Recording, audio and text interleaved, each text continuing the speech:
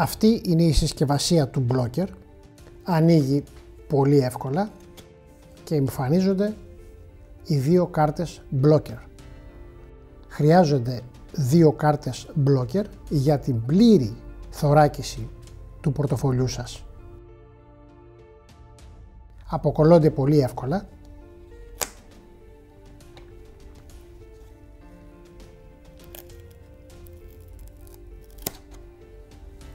Και στο εσωτερικό της συσκευασίας εμφανίζονται οι οδηγίες χρήσης παραστατικά. Δηλαδή πώς μπορούμε να τοποθετήσουμε τους blockers μέσα στο πορτοφόλι μας. Στο πίσω μέρος υπάρχουν λεπτομερείς οδηγίες και τα χαρακτηριστικά των καρτών. Ας δούμε την τοποθέτηση των καρτών blockers μέσα σε ένα πορτοφόλι που περιέχει όλες τις κάρτες μας.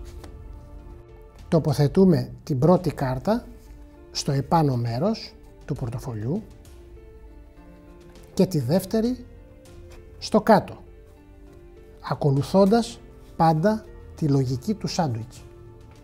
Έτσι έχουμε ένα διαρκές πεδίο προστασίας για όλες μας τις κάρτες, το διαβατήριο, την ταυτότητα, το δίπλωμα οδήγησης. Όλα μας τα προσωπικά δεδομένα είναι πλέον εξασφαλισμένα. Η κάρτα blocker είναι ήδη ενεργοποιημένη. Δεν διαθέτει μπαταρία και συνεπώς δεν χρειάζεται καμία φόρτιση. Καλύπτεται από εγγύηση διεθνούς ισχύως.